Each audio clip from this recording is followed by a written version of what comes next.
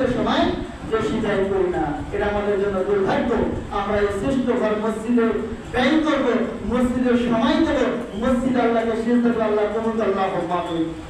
সম্মানিত উপস্থিতি, সাইয়্যিদ ইব্রাহিম আলাইহিস সালামকে যখন আল্লাহ তাআলা হজ্জের জন্য কাবা নির্মাণের জন্য নির্দেশ দিলেন, জিবরাইল আলাইহিস সালামকে আল্লাহ তাআলা নাযিল করে দিলেন।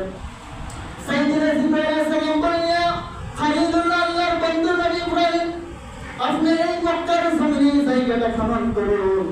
সেখানে খনন করার পর আদি পিতা সাইয়্যিদনা আদম আলাইহিস সালামের নির্মাণ কিন্তু কাদা করে ফরাসি দেখতে পাবেন। সুবহানাল্লাহ। পৃথিবীতে সর্বপ্রথম যে ঘর নির্মাণ হয় সেটা হলো বাইতুল্লাহ, কাবা ঘর। আমার আপনার আদি পিতা সাইয়্যিদনা আদম আলাইহিস সালাম যখন জমিনে আসলেন, তিনি বসবাসের জন্য কোনো ঘর নির্মাণ করেন নাই। সর্বপ্রথম আল্লাহ তাআলার ঘর বাইতুল্লাহ তিনি নির্মাণ করেছেন। সুবহানাল্লাহ। আল্লাহ বুদিয়াল লিন-নাসি, মানুষের জন্য বসবাস করতেন ঘর হলো বাইতুল্লাহ, কাবা ঘর। সুবহানাল্লাহ।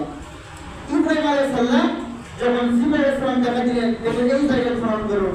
ইব্রাহিম আলাইহিস সালাম খনন করলেন, দেখলেন যে আদম আলাইহিস সালাম যে কোরাসিন যে ভিত স্থাপন করেছিলেন সেই নমুনা বের হয়ে গেল। ইব্রাহিম আলাইহিস সালাম তার সন্তান ইসমাঈল আলাইহিস সালামকে নিয়ে কাবা ঘর নির্মাণ কাজ শুরু করলেন। সুবহানাল্লাহ। সাফা পাহাড় থেকে মারওয়া পাহাড়ে পাথর নিয়ে এসে কাবা ঘর নির্মাণ করলেন। সুবহানাল্লাহ। নির্মাণ করতে করতে এমন পর্যায়ে হয়ে গেল, প্রাচীর যখন উঁচু হয়ে গেল, ইব্রাহিম আলাইহিস সালাম আর হাতও পায় না, নাগাল পায় না, তখন আল্লাহর কাছে প্রার্থনা করলেন, ইয়া রাব্বি কারীম, কাবা ঘর নির্মাণ করে আদেশ দিয়েছেন, আমি তো আর নাগাল পাই না, কি করব? আল্লাহ তাআলা একটা পাথরকে নির্দেশ দিলেন, যে পাথরের নাম হলো মাকাম ইব্রাহিম। আল্লাহ তাআলা মাকাম ইব্রাহিমকে মুসাল্লা, মুসলমানদের জন্য নামাজের স্থান বানিয়ে দিয়েছেন। সুবহানাল্লাহ। আজকে যারা মক্কার জমিনে যে কাবাতে যায়, সেখানে মাকামে ইব্রাহিমের কাছে যায়, ওই সাইয়্যিদ ইব্রাহিম আলাইহিস সালামের কথা স্মরণ করে সেখানে 2 রাকাত নফল সালাত আদায় করতে হয়। সুবহানাল্লাহ।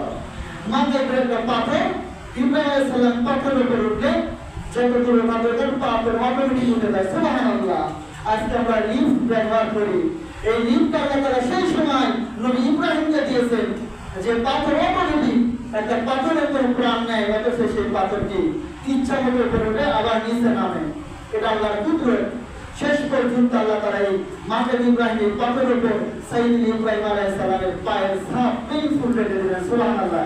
নিদর্শন মুসলিম মিল্লাতের জন্য যে আমাদের পিতা সাম্মাকুম ইব্রাহিম, জাতির পিতা, মুসলিম জাতির পিতা কাবা ঘর নির্মাণ করেছে, আর তার পদচিহ্ন আল্লাহ তাআলা মাকাম ইব্রাহিমের মধ্যে রেখে দিলেন। সুবহানাল্লাহ।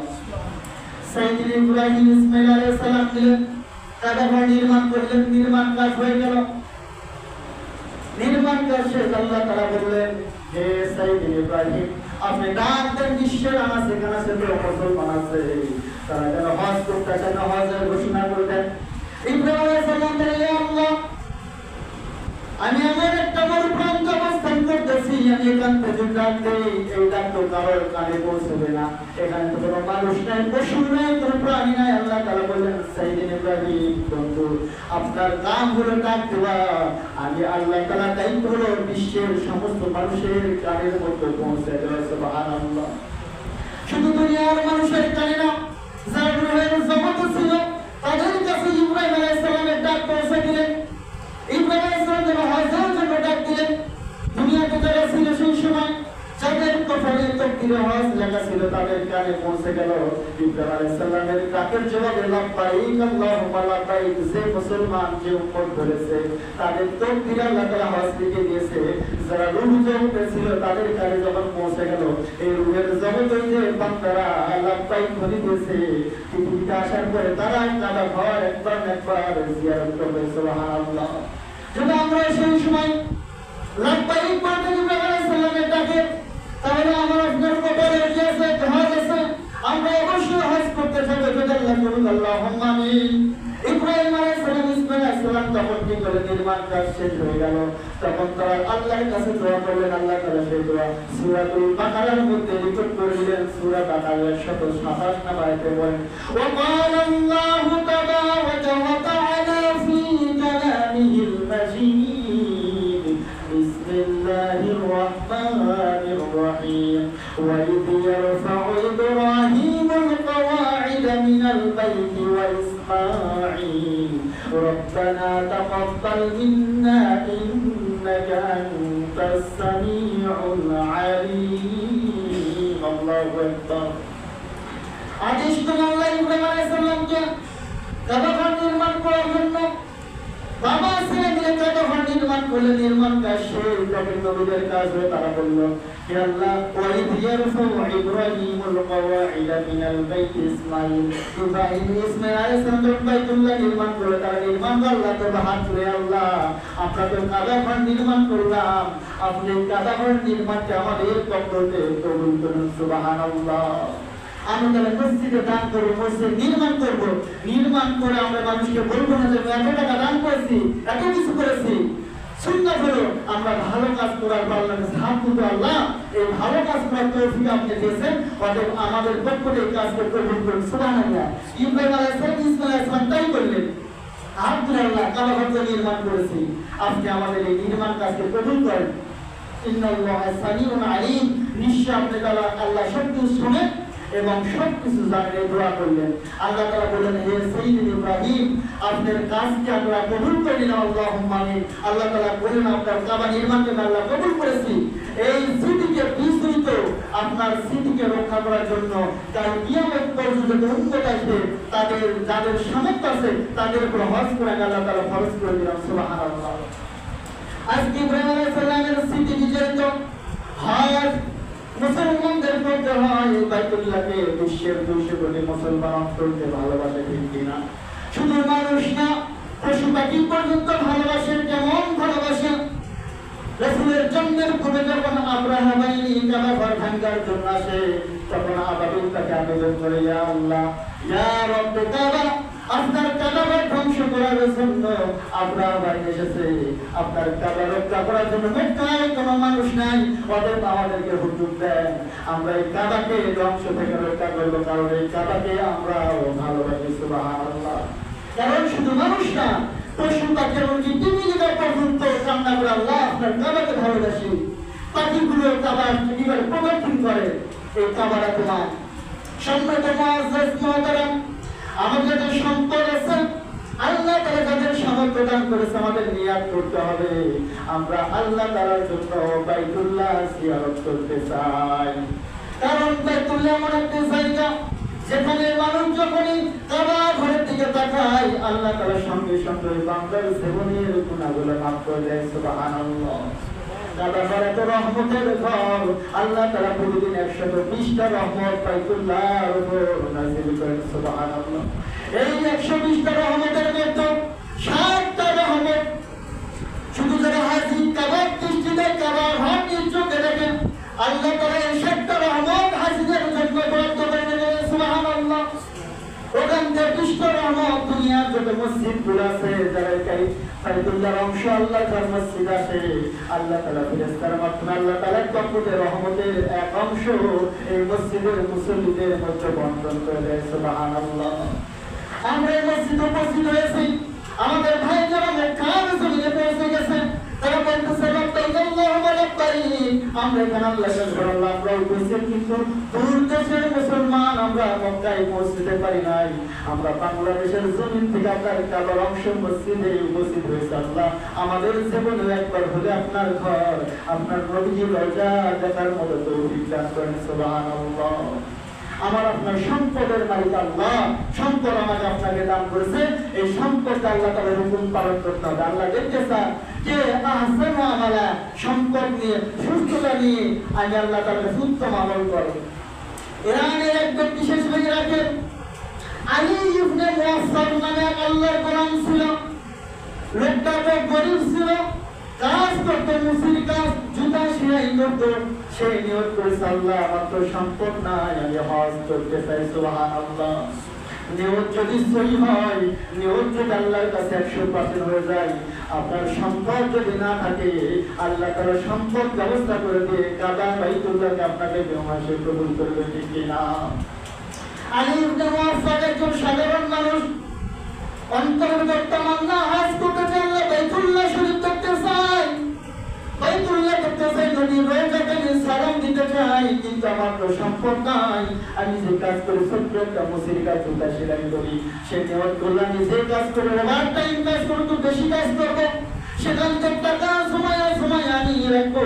যখন টাকা জমা হয়ে যাবে, আমার সামান হয়ে যাবে, আমি টাকা দিয়ে আল্লাহ তাআলার ঘর হজ্জে বাইতুল্লাহ গমন করবো। সুবহানাল্লাহ।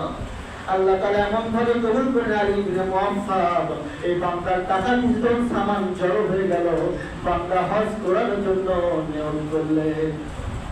আলী ইবনে মুআফফাব ঘটনাটা আব্দুল্লাহ ইবনে মুবারক রাহমাতুল্লাহ বিশ্ববিখ্যাত একজন মুহাদ্দিস, ইনি বর্ণনা করেছেন আলী ইবনে মুআফফাব। কারণ আব্দুল্লাহ ইবনে মুবারক রাহমাতুল্লাহ উনি বিগত সম্পদশালী একজন মুহাদ্দিস ছিলেন। উনি প্রতি বছর শত শত মানুষদেরকে নিজের খরচায় হজ করাতেন। সুবহানাল্লাহ। আজকে অনেক আল্লাহর বান্দা আছে, তার সম্পদ আছে, সে হজ করেছে, অনেক তার এলাকার গরিব আছে, ভালো বান্দা আছে, সামর্থ্য নাই, তাদের হজ করার ব্যবস্থা করে। আল্লাহ এবং বান্দাদেরকে কবুল করুন, যারা নিজের হজ করেছে, সামর্থ্য আছে, অন্যদেরকে হজে পাঠায়। সুবহানাল্লাহ। আব্দুল্লাহ ইবনে মুবারক রাহমাতুল্লাহ এই শত শত বান্দাকে হজ করাইতো।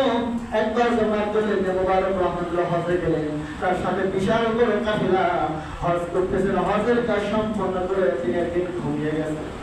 আল্লাহর কাছে দোয়া করেন, ঘুমানোর আগে আল্লাহ 6 লক্ষ হাজি উপস্থিত তার বাইতুল্লাহতে। আল্লাহ জানি না আমাদের হজ হয়েছে কি। আমরা রাসূল বলেছেন আল হাজ্জুল মাবরুরুন লাইসা লাহু জাযাউন ইল্লাল জান্নাহ। কবুল হজের প্রতিদান হলো আল্লাহর জান্নাত। আপনার হজ জান্নাত, আমাদের হজকে যদি কবুল করে তাহলে আমাদেরকে জান্নাত দান করবেন। কিন্তু আমরা তো জানি না আমাদের হজ কবুল হয়েছে কিনা, 6 লক্ষ হাজির হজ কবুল হয়েছে কিনা। এই অনুশোচনা করে মনের ভিতর তামান্না আল্লাহর কাছে বলে আব্দুল্লাহ ইবনে মুবারক রাহমাতুল্লাহ ঘুমিয়ে গেছে। ঘুমিয়ে যাওয়ার পর স্বপ্নে সে দেখতেছে একজন ফেরেশতা বলতেছে, আব্দুল্লাহ ইবনে মুবারক এইবার হজ করেছে আল্লাহর বাইতুল্লাহতে 6 লক্ষ। কত করে হজ করেছে? 6 লক্ষ হাজি বসেছে। কিন্তু 6 লক্ষ হাজি একজন হাজিরও হজ আল্লাহ কবুল করে নাই। যদিও নাউজুবিল্লাহ বলেন, সুবহানাল্লাহ বলেন, সুবহানাল্লাহ। ফেরেশতা বললেন 6 লক্ষ হাজির কেউ হজ আল্লাহ কবুল করে নাই। আব্দুল্লাহ ইবনে মুবারক রাহমাতুল্লাহ চমকে গেলেন, আমি যখন শ্রেষ্ঠ মুহাদ্দিস, আমি হজ করেছি, আমার সামর্থ্য অনুযায়ী আমি কাফেলা নিয়েছি হজ করার জন্য, কারো হজ কবুল হয় নাই। কেমন হলো? হজ যদি কবুল না হয় তাহলে আল্লাহর জান্নাত তো আমরা পাবো না।